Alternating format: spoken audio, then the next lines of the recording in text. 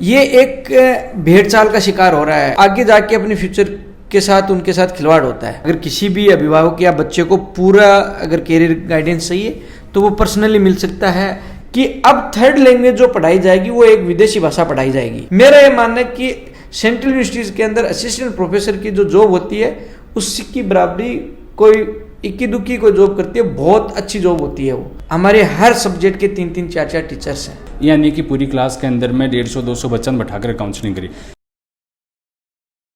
राम राम जी, मैं खुशबू झलको झुंझुनू पर थारू बहुत बहुत स्वागत है। आज मैं पहुंच गई हूँ सीकर शहर के अंदर, और सीकर शहर के अंदर पिपराली रोड पर मैं पहुंची हूँ और बहुत ही एक अच्छे प्लेटफॉर्म पर मैं पहुंची हूँ। आज मैं यो वीडियो है वो बच्चा के लिए बना रही हूँ जो 12वीं क्लास के बाद में बच्चा ही वह के कुछ कर सके ही, और बच्चा ही वह एक बार यहाँ सोचबो करी कि आप कौन सी कोचिंग में जावा, 12वीं के बाद में की तरीका वहाँ पर पढ़ाई है वह करा के कुछ अपना करनो है।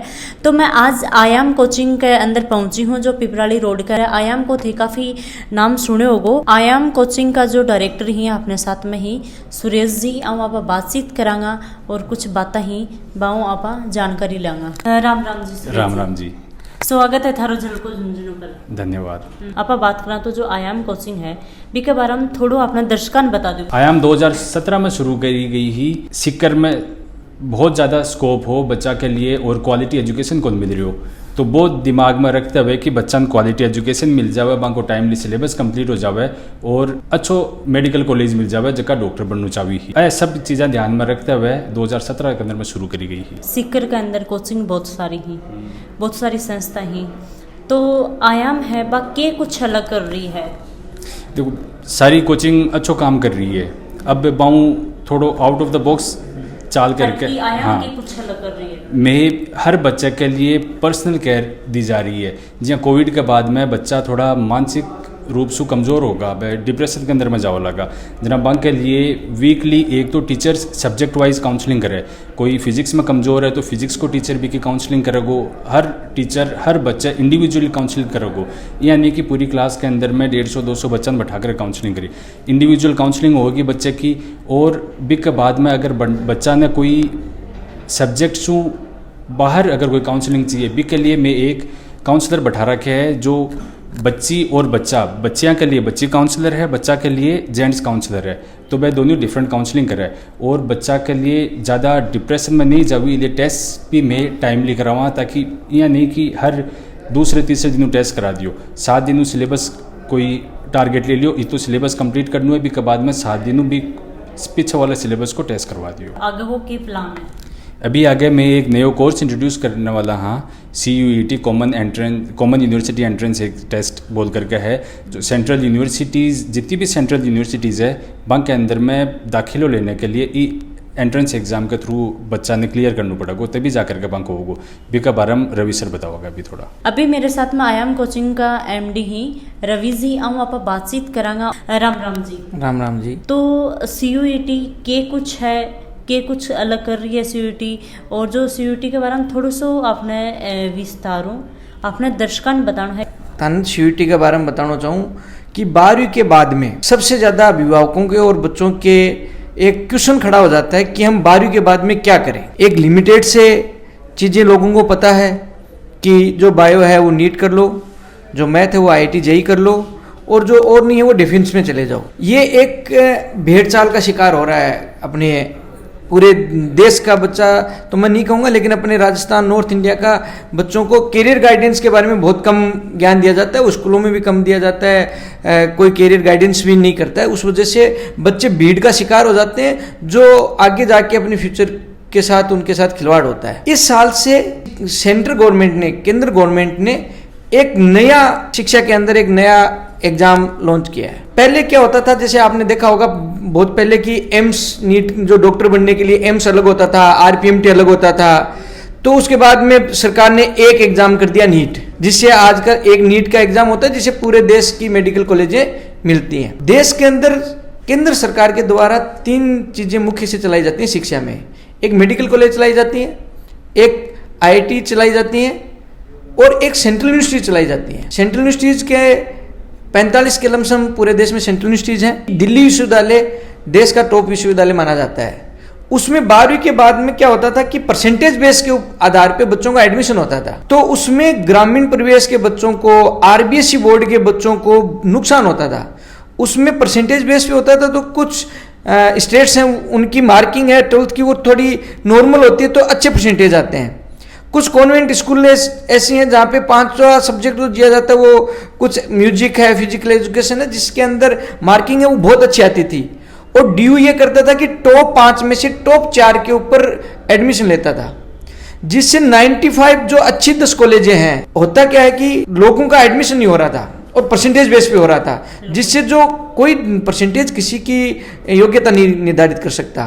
कोई भी एग्जाम के समय कोई भी बच्चा बीमार हो सकता है, कोई भी घर में परेशानी आ सकती है, जिसकी वजह से परसेंटेज कम हो सकते हैं। परसेंटेज उसकी योग्यता निर्धारित नहीं कर सकता।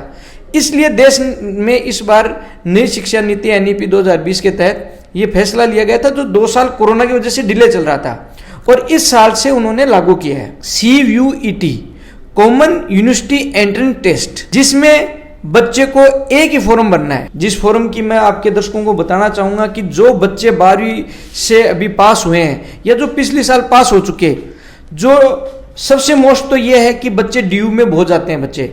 तो बच्चों को, जिनको नहीं पता है, अभिभावकों को और बच्चों को कि डीयू का फॉर्म निकलेगा बाद में परसेंटेज पे जाएंगे, तो वो मैं आपके माध्यम से आप आए, इसलिए मैं बहुत धन्यवाद देना चाहता हूं कि आपके दर्शकों को पता चलेगा, उससे और भी लोगों को फायदा होगा कि इस साल से डीयू में अगर एडमिशन लेना है तो परसेंटेज नहीं होगा, इस साल से CUET की एग्जाम देनी होगी बच्चों को, जिसके फॉर्म 6 तारीख से 6 अप्रैल से लेके 6 मई तक ओपन है। तो सारे आपके दर्शकों को कहना चाहूंगा कि वो खुद भी, अगर आपके बच्चे हैं, आपका खुद का बच्चा है, आपके रिश्तेदार का बच्चा है, उनको बताएं। कोई स्ट्रीम का बच्चा हो, चाहे पहले सेंट्रल यूनिवर्सिटीज में डीयू को छोड़ के सारी सेंट्रल यूनिवर्सिटीज में एग्जाम होते थे, लेकिन अलग अलग फॉर्म भरना होता था, जिससे एक तो बच्चों में फॉर्म भरने के लिए पैसे का बर्डन होता था। आप 10 फॉर्म लगाओगे तो 500 के हिसाब से लगाओ 5000 हो गए।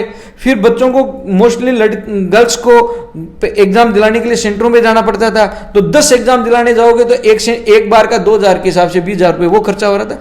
उन सबको केंद्र गवर्नमेंट ने देख के, और शिक्षा मंत्रालय में जो लोग हैं उन्होंने एक योजना बनाई कि पूरी, जैसे नीट से सारी मेडिकल कॉलेज मिलती हैं, IIT JEE और मेन से सारी IITs मिलती हैं, उसी तरह से उन्होंने एक नया एग्जाम लॉन्च किया CUET, common university entrance test, जिसे एक फॉर्म भरा जाएगा और एक ही एग्जाम होगी, जिसके माध्यम से देश की जितनी भी सेंट्रल यूनिवर्सिटीज हैं उनके अंदर दाखिला दिया जाएगा इस साल से। कि कितनी के बच्चा की उम्र हुआ है, बस सारी डिटेल एक विस्तारू बता दो, ताकि देखो कई बार बाकी बच्चों नहीं देख पाओ तो बाका माता पिता देखें तो वह भी गाइड करी कि बेटा या बेटी था नहीं या कुछ करना है। मैं आपको पूरी डिटेल बता देता हूँ। CUET के फॉर्म की डेट मैंने बता दी कि 6 अप्रैल से 6 मई को चालू है। एज लिमिट CUET ने कोई कुछ नहीं रखी है, तो फॉर्म है वो एक कॉमन भरा जाएगा, उसी में सारी यूनिवर्सिटीज और सारे कोर्सेज उसी के अंदर फिलअप हो गए। 6 मई के बाद एक्सटेंड नहीं होगा वो एक अलग चीज़ है, लेकिन अभी तक 6 मई डेट दी हुई है। सबसे बड़ी बात है कि जो डॉक्यूमेंट्स है, पहले मैं वो बता देता हूँ बच्चों को, कि जो भी जिसके जाति प्रमाण पत्र लगता है, अगर जनरल का है तो उसको EWS लगता है, अगर कोई OBC का तो OBC, SC है तो SC और ST है तो ST। 6 तारीख में अभी भी टाइम है, लेकिन आपको जाति प्रमाण पत्र एक लगाना होगा। दूसरा, आप 12वीं की परीक्षा दी है, अभी रिजल्ट नहीं आया, तो आपको 12वीं अपियरिंग में डालना होगा। अगर आप 12वीं 1 साल कर चुके हो तो आपको 12वीं की मार्कशीट डालनी होगी। उसके अलावा आपका आधार कार्ड फिलअप होगा उसके अंदर, और सामान्य आपकी जानकारियां फिलअप होगी। इस बार क्या हुआ है कि CUET का जो फॉर्म है, मेरे पास कम से कम 100-200 इंक्वायरीज ऐसी आई हैं कि सर फॉर्म कैसे भरें, क्योंकि जितने भी फॉर्म भरने वाले ई-मित्र वाले हैं उनको खुद को ही नहीं पता। मैं खुद पिपराली रोड पे जितने ई-मित्र काम कर रहे हैं, मैं उनका विजिट किया, उनके किसी भी ई-मित्र के बाहर CUET का फॉर्म भरने का नहीं लगा हुआ था, क्योंकि पता ही नहीं है उनको। आप आए, मैं आपका धन्यवाद देना चाहता हूं कि आपके माध्यम से अगर 100 लोगों को भी इसका पता चलेगा तो वो उनका 1 साल बर्बाद होने से बचेगा, क्योंकि पहले के लोगों को पहले का पता है कि डीयू में एडमिशन है, वो फॉर्म भरे जाएंगे, परसेंटेज पे होगा, लेकिन 6 तारीख के बाद में उनके पास कुछ नहीं मिलेगा, तो वो नुकसान होगा बच्चों को। तो फॉर्म भरने में क्या है कि मैम 2 एज लिमिट कुछ नहीं है। कुछ यूनिवर्सिटीज है, JNU जिसने ये कहा है कि मिनिमम एज है वो 17 साल होनी चाहिए, और बनारस हिंदू यूनिवर्सिटी जो यूपी में है उसने ये कहा है कि मैक्सिमम एज है वो 22 साल होनी चाहिए। बाकी किसी यूनिवर्सिटी ने ऐसा कोई कुछ नहीं कहा, एज लिमिट कुछ नहीं रखी CUET ने कि कितनी भी उम्र का भर सकता है। अब दिक्कत ये है कि कितने बच्चा किस किस में एग्जाम दे सकता है, कितने पेपर देने होंगे, फॉर्म भरते समय उसको क्या क्या सावधानियां रखनी है। 2 स्लॉट के अंदर एग्जाम होगा मैम। एक बच्चा टोटल 9 पेपर दे सकता है, 9 पेपर दे सकता है, जिसमें सेक्शन दिया हुआ है आपको। मैं उसके बाद में अगर आपके डिटेल में अगर आपको कोई कमेंट में अगर पूछता है तो हम उसको पूरी डिटेल, फॉर्म की डिटेल आपकी कमेंट्स में हम प्रोवाइड करवा देंगे। सेक्शन वन ए में 13 लैंग्वेज हैं, जिसमें हिंदी, इंग्लिश, पंजाबी ऐसे करके 13 लैंग्वेजेज हैं। उनमें से एक लैंग्वेज पहले स्लॉट में चूज करनी है। अब जो बच्चा हिंदी में देना चाहिए वो हिंदी चूज करनी है, जिसको इंग्लिश चूज करनी है वो इंग्लिश चूज कर सकता है। दूसरा डोमेन सब्जेक्ट्स है। डोमेन सब्जेक्ट्स के अंदर, डोमेन सब्जेक्ट्स का मतलब मैं बता रहा हूं कि कोई बच्चा ने मैथ्स का बच्चा है जिसने फिजिक्स, केमिस्ट्री, मैथ लिया है। कोई बच्चा पीसीबी का है जो फिजिक्स, केमिस्ट्री, बायो लिया है। कोई बच्चा है कॉमर्स का है, अकाउंट्स है, इकोनॉमिक्स है और सब्जेक्ट है उसके। तो मैं ये कहूंगा कि 3 डोमेन आप वो चूज करो जो आपके पास 12वीं क्लास में थे। तो उनमें से 2 आप पहले स्लॉट में कर लो। किसी के, जैसे एग्जांपल के तौर पे किसी की फिजिक्स, केमिस्ट्री, मैथ थी तो फिजिक्स या केमिस्ट्री जो भी उसको अच्छे लग रहे हैं वो 2 पहले स्लॉट में कर लो। पहले स्लॉट में 4 पेपर हैं। एक आपने लैंग्वेज चूज कर ली इंग्लिश, दूसरा आपने 2 डोमेन कर लिया और तीसरा पोर्शन जो है वो, चौथा पोर्शन जो है वो जनरल का है। जनरल के अंदर सारों को देना है। कितने नंबर के क्या क्या आएंगे? पहला पोर्शन जो लैंग्वेज का है 50% आएंगे, बच्चों को 40 करने हैं। दूसरा डोमेन का है 50% आएंगे, 40 करने हैं। और जो जनरल का है, जनरल के अंदर जनरल मेंटेलिटी आएगी, लॉजिकल रीजनिंग आएगा, करंट जीके आएगा, जीके आएगा और 8वीं स्टैंडर्ड की मैथमेटिक्स एप्टीट्यूड आएगी। ये 75 क्वेश्चन आएंगे, 60% बच्चों को करना होगा। ये पहला स्लॉट का है। दूसरे स्लॉट में फिर आप एक लैंग्वेज ले सकते हैं, 4 आप डोमेन सब्जेक्ट ले सकते हैं। ऐसे करके 5 और 4 9 पेपर अधिकतम बच्चा दे सकता है। अगर किसी भी अभिभावक या बच्चे को पूरा अगर कैरियर गाइडेंस चाहिए तो वो पर्सनली मिल सकता है। मैम दिल्ली में जो 3-4 जो अच्छी यूनिवर्सिटीज हैं, डीयू है, जेएनयू है, जामिया है, भीमराव अम्बेडकर यूनिवर्सिटीज है। डीयू का तो एक मैम अलग क्रेज है, वहां पूरे देश से बच्चा आता है। जेएनयू में और डीयू के अंदर बाहर से भी लोग आते हैं। जेएनयू तो 12वीं के बाद में सिर्फ और सिर्फ फॉरेन लैंग्वेज के अंदर बीए करवाता है, विदेशी भाषाओं में, जिसका कैरियर अपॉर्चुनिटीज अच्छे हैं। आप अगर कोई भी बच्चा बीए फॉरेन लैंग्वेजेस में करता है तो सबसे अच्छा स्कोप अगर किसी को टीचिंग में जाना है। आज होता क्या है कि कैरियर गाइडेंस की वजह से बच्चे रह जाते हैं। आज क्या स्कोप चल रहा है, किसी बच्चे को ये नहीं सोचना, किसी अभिभावक को ये नहीं देखना कि आज क्या कैरियर है। उसका बच्चा 5 साल के बाद जब जॉब करने के लायक रहेगा, उस समय देश के अंदर क्या स्कोप्स रहेंगे, उस समय वर्ल्ड में क्या स्कोप ज्यादा रहेंगे, उसके हिसाब से बच्चे को सब्जेक्ट दिलाने चाहिए। नई एजुकेशन पॉलिसी एनईपी 2020 में साफ लिखा हुआ है कि अब 3rd लैंग्वेज जो पढ़ाई जाएगी वो एक विदेशी भाषा पढ़ाई जाएगी। तो अगर किसी बच्ची का टीचिंग में इंटरेस्टेड है तो और सब्जेक्ट की बजाय ये सब्जेक्ट लेते हैं तो वो टीचर बनने के लिए बहुत इजी से, क्योंकि इतने नवोदय विद्यालय, केंद्रीय विद्यालय, मिलिट्री स्कूल, सैनिक स्कूल, इनमें तो टेम्परेरी पोस्ट लगाने भी लग गए, मतलब विदेशी भाषाओं की। दूसरा क्या है कि एम्बेसी जितनी होती हैं, दूतावास जितने भी होते हैं, तो बाहर की जो जितनी कंट्रियां हैं, चाइना है तो चाइना में सिर्फ चाइनीज लैंग्वेज यूज होती है। उनके रिटर्न में, उनके बोलने में चाइनीज लैंग्वेज यूज होती है। वहां ना इंग्लिश होती है बहुत ज्यादा, ना हिंदी, कोई और लैंग्वेज नहीं है। तो कोई चाइना की कंपनी है या रशिया है तो रूस के अंदर रशियन लैंग्वेज चलती है, जापान में जापानीज लैंग्वेज चलती है, जर्मनी में जर्मन लैंग्वेज चलती है। तो वहां की जो कंपनियां इंडिया के अंदर काम कर रही हैं और बहुत सारी कंपनियां बाहर की इंडिया में काम कर रही हैं, तो उनको मैन पावर चाहिए। अगर वो उस लैंग्वेज ट्रांसलेटर के लिए ही, क्योंकि वहां से जितना डॉक्यूमेंटेशन आएगा, कोई भी फोन कॉलिंग होगी, कोई भी जूम की मीटिंग होगी, वो टोटल चाइनीज लैंग्वेज में होगी। तो चाइनीज लैंग्वेज तो अपना आम लोग नहीं जान सकता, उनको मैन पावर चाहिए एक ट्रांसलेटर के लिए। और जितनी बड़ी कंपनियां, अमेजन है, इनमें सब में चाहिए। तो जितना ट्रांसलेटर का काम होता है एक अच्छी बड़ी कंपनियों में, उसमें जॉब अपॉर्चुनिटी मिलती है फॉरेन लैंग्वेज वालों को जो जेएनयू के अंदर पढ़ते हैं। उसके अलावा टूरिज्म के अंदर आप खूब घूमते हो, मैं देखता हूँ आपकी वीडियो। तो टूरिज्म, जैसे रशिया से कोई आया तो उसको यहाँ बताने के लिए कोई तो गाइड चाहिए। तो वो, हाँ, तो जिसको इंग्लिश भी अच्छा आती हो, हिंदी भी आती हो और उसकी फ्रांस से आती हो, उसकी फ्रेंच भी आती हो, तो जो जिस लैंग्वेज में करते हैं उनको वो गाइडेंस मिलती है। तो एक वो उनके लिए कैरियर स्कोप रहता है। मेरा ये मानना है कि सेंट्रल यूनिवर्सिटीज़ के अंदर असिस्टेंट प्रोफेसर की जो जॉब होती है उसकी बराबरी कोई इक्की दुक्की कोई जॉब करती है, बहुत अच्छी जॉब होती है वो। लेकिन अपने मोस्टली शेखावटी के लोग हो या राजस्थान के लोग हो वो बहुत कम जा रहे हैं। जैसे मैंने आपको पहले बताया कि मेरी एजुकेशन नवोदय विद्यालय से हुई है। नवोदय विद्यालय के से पास आउट बच्चे मैं 2011 में 12वीं पास आउट की, तब से उससे बहुत पहले से लोग JNU, DU, BHU, central universities में जा रहे हैं और वहां से अच्छे अच्छे जगह पे पहुंचे हैं। तो वो कैरियर गाइडेंस की कमी की वजह से ग्रामीण परिवेश या जो भी मोस्टली ग्रामीण परिवेश की नहीं, मोस्टली लोग अपने बच्चों को या बच्चों को खुद को पता नहीं होता क्योंकि वो तो 12वीं पास किए, उनको तो कोई गाइड करेगा तब वो जाएंगे। तो ये जो सेंट्रल यूनिवर्सिटी जितनी भी हैं वो देश में अच्छे प्रोडक्ट देती हैं, वो IAS भी अच्छे देती हैं। 2-3 NLU छोड़ दीजिए, उसके बाद में जामिया का नंबर आता है लोग के अंदर। अब अपने लोग में जाते ही नहीं है, कलेक्ट करते ही नहीं है। तो अपने लोगों को मेरा आज इस वीडियो या अपन जो बना रहे हैं उसका ये मकसद है कि बच्चों को, अभिभावकों को पूरा कैरियर गाइडेंस दिया जाए।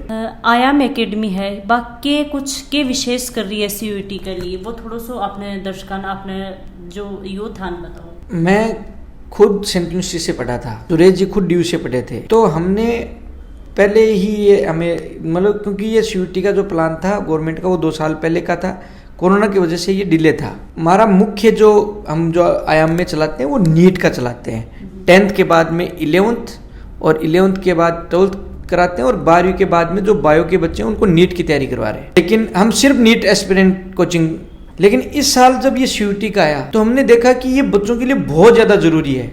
पहले तैयारी की नहीं, हमने तो ये देखा कि बच्चों तक ये पहुंचाएं जानकारी और ये फॉर्म कैसे भरें, इसकी एग्जाम की तैयारी कैसे हो उसका। आज ये है कि सीकर ही नहीं पूरे राजस्थान में आवासीय सुविधा के साथ अगर कोई CUET की तैयारी करा रहा है तो वो Aayam career academy Sikar Piprali road पे करवा रहा है। अब हम तैयारी कैसे करवा रहे हैं, तैयारी कुछ ऑनलाइन प्लेटफॉर्म भी है, लेकिन हम क्या विशेष कर रहे हैं इसके लिए। हमारी आप देखोगे पहले के जो हमने CUET का डाला इन्फॉर्मेशन, उस पर हमने सीधा डाला कि पढ़े उनसे जो वहां पढ़े।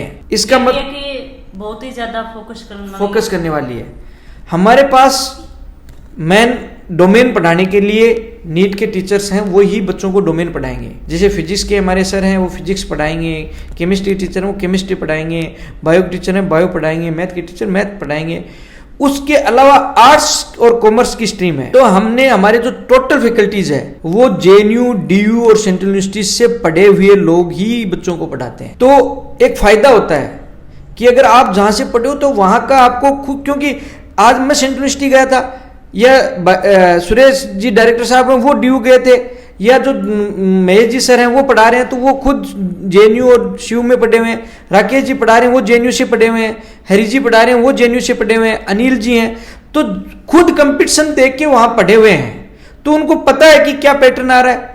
फिर वो वहां से हायर एजुकेशन किए तो उनका पढ़ाना या कोई और सामान्य टीचर पढ़ाएगा उसका बहुत अंतर रहता है। हमने क्लास से 2.5 महीने के बच्चों को मिला है टाइम और CBSE के बच्चों को तो 45 या 85 दिन का मिलेगा। मैं CBSE बच्चों को जरूर कहूंगा क्योंकि वो अभी स्कूल्स में है, वो फार्म जरूर भर लें 6 तारीख से पहले जो। और अगर आपका किसी का भी जो आप जलको झुंझुनू या जलको पूरा जो राजस्थान और इंडिया में आज जो छाया हुआ है उसके जितने दर्शक हैं मैं उनको कहना चाहूंगा कि आपका कोई भी जानकार, कोई भी रिश्तेदार 12वीं क्लास जिसने अभी एग्जाम दे दी RBSE बोर्ड का है और CBSE बोर्ड का है जिसकी एग्जाम लेट है, उनको ये जरूर सूचना पहुंचा दें कि भाई फॉर्म की लास्ट डेट 6 है, क्योंकि फॉर्म की डेट जाने के बाद कुछ नहीं है। तो आयाम बेस्ट इसलिए कि आयाम के पास 12वीं के बाद जो नीट की और JEE की एग्जाम होती है उसका पूरा पैटर्न है, उसके मॉड्यूल्स हैं, उसकी टेस्ट सीरीज हैं, वो बच्चों को प्रोवाइड करवाई जाएंगी। तो उनका डोमेन सब्जेक्ट बहुत अच्छे से तैयार होगा। प्लस जो जनरल का पेपर है और इंग्लिश का पेपर है उसके लिए हम बहुत ही क्वालिफाइड टीचर्स हैं, उनकी टीम आयाम में तैयारी करवा रही है। आयाम की क्या क्या विशेषता मैं आपको बताता हूँ। हम एक तो बहुत जो रेशियो है टीचर और बच्चों का वो 61 है, एक क्लास में हम 60 से ज़्यादा बच्चे नहीं बैठाते हैं मोस्ट। दूसरा हमारी टीम है वो पर्टिकुलर बच्चे के ऊपर काम करती है। हमने मैडम 2017 से हैं, लोग बहुत पहले से, उसके बावजूद हमने पिछले साल कोरोना में सीकर टॉपर शेखावटी टॉपर दिया था। कोरोना की वजह से उसमें जब रिजल्ट आया उसमें कोरोना पेंडेमिक चल रहा था, उसकी वजह से पूरी महामारी की देखते हुए हमने कहीं प्रचार उसका बहुत ज़्यादा नहीं किया। तो वो इसलिए आता है कि हम बच्चे पे पर्सनल केयर करते हैं। एक एक बच्चे पे, आप झूठ नहीं बोल रहा, जो दर्शक देख रहे हैं आप आके दे सकते हो, हमारे पास एक एक बच्चे की पर्सनल डिटेल है। दूसरा मैडम, मैंने देखा कि कोरोना के बाद जो बच्चे आए इस साल, वो बहुत से मानसिक तनाव में थे। वो मोबाइल के इतने आदी हो चुके थे कि वो इरिटेट हो रहे थे, उनका पढ़ाई में बिल्कुल मन नहीं लग रहा था। मैंने डायरेक्टर सर से बात की, सुरेश जी से, कि बच्चे बहुत डिप्रेशन में है, बहुत रिजेक्ट आ रहा है।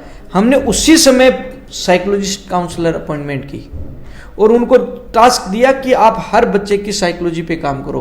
उन बच्चों को जो 2 साल पेंडेमिक में जो तनाव में जो आए हैं या जो गलत आदतें बच्चों में आ चुकी हैं, उनसे उनको कैसे दूर किया जाए उस पर काम किया, जिसका हमें 1 महीने के बाद बहुत अच्छा परिणाम है। जो बच्चे पढ़ने में इंटरेस्ट नहीं थे, जो बच्चे क्लास में ध्यान नहीं दे रहे थे, वो बच्चों पे ऊपर काम करने से वो बच्चों का रिजल्ट अच्छा हो गया, बच्चे पढ़ाई में इंटरेस्ट हो गए और वो आके थैंकफुल देख के जाते हैं कि मैडम आप आगे जो साइकोलॉजिस्ट हैं या टीम को धन्यवाद देते हैं कि सर हमारे सारे टीचर्स, एक एक टीचर्स ने एक एक बच्चे के ऊपर काम किया कि भाई बच्चा तेरे क्या दिक्कत है, तेन के दिक्कत, क्योंकि 2 साल बहुत बड़ा पीरियड होता है जिसमें, और ये बहुत पूरे ये मान लो कि जो इस साल 2 साल के बच्चे उनको बहुत दिक्कत हुई है, उनके बहुत नुकसान हुआ है कोरोना की वजह से। हमारे हर सब्जेक्ट के 3-3 4-4 टीचर्स हैं। आप कोई भी आदमी आके विजिट कर सकता है आयाम, आप हर टीचर से मिल सकते हो।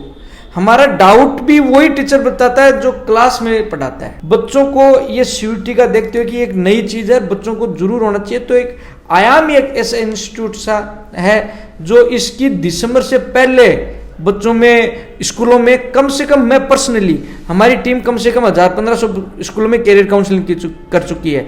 मैं खुद 200 स्कूलों में जाके पर्सनली सारा कैरियर काउंसलिंग मतलब ये नहीं हम कोचिंग का प्रचार करने गए, हमने 12वीं के बच्चों को, 10th के बच्चों को पूरा बताया कि आपको क्या क्या स्ट्रीम्स लेनी चाहिए, आगे क्या क्या स्कोप्स हैं, क्या क्या आपको करना चाहिए। आपको जरूरी नहीं है कि भेड़ चाल का शिकार होना चाहिए। अभी काफ़ी सारा दर्शक ही देख रहे हैं कि भाई आयाम कोचिंग है बा कठियसी है, कहीं अब कॉन्टेक्ट उसका है कि त्रिकाओं की उसका है, तो थोड़ा सो एड्रेस पर तो आपने दर्शकों जरूर बता देते। बिल्कुल मैम, मैं सभी दर्शकों को बताना चाह रहा हूँ कि आयाम कैरियर एकेडमी है, वो शिक्षा नगरी सीकर में पिपराली रोड पे स्थित है।